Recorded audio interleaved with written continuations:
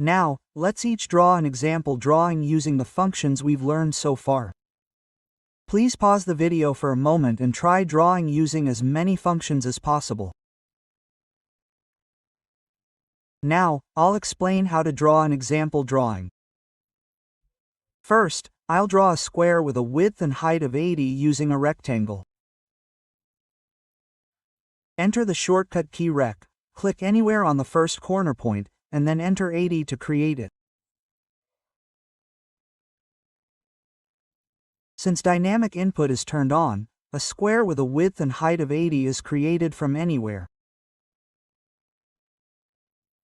Now, enter A to execute the line command and click on the lower left corner point of the square.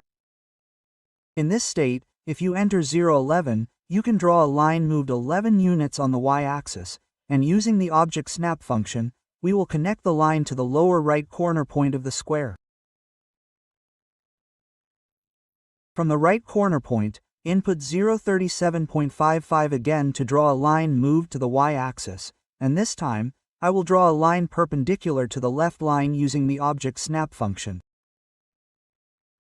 Until now, when drawing lines on the x-axis or y-axis, I always entered other coordinates as 0, but if you use a function called ortho mode, you can work much more easily when drawing horizontal or vertical lines. You can turn ortho mode on and off by clicking the ortho mode button at the bottom of the screen or pressing the F8 key on the keyboard. When you turn on ortho mode, you can see that the line only moves horizontally or vertically. In this state, you can draw a line by positioning the cursor in the direction you want to draw and then inputting only the distance to move. For example, if you put the mouse upwards instead of 4.5 at this location and type 4.5, the line will be drawn that is moved 4.5 units on the y-axis. Let's draw a vertical line to the right here and press ESC to end the line command. Next, using the line command, draw a line that is 11 units down on the y-axis from the upper left corner of the rectangle and connect it to the upper right corner, end the command, and then draw a line that is 32.5 units on the x-axis from the upper left corner. Let's draw lines at intervals of 4.5 units in the same way as the horizontal line.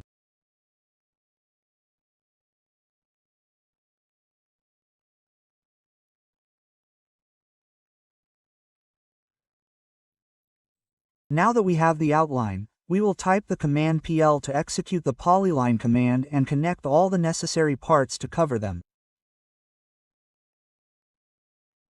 In practice, there are many cases where you use commands repeatedly, but if you press the spacebar or enter again without entering any command when the command is finished, you can execute the previously used command.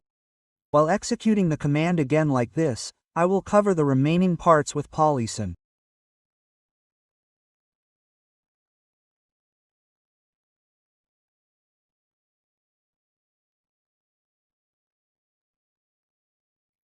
Finally, if you select all objects except the easier polyline and then delete the objects by entering this or pressing the delete key, you can complete the Windows logo as in the example.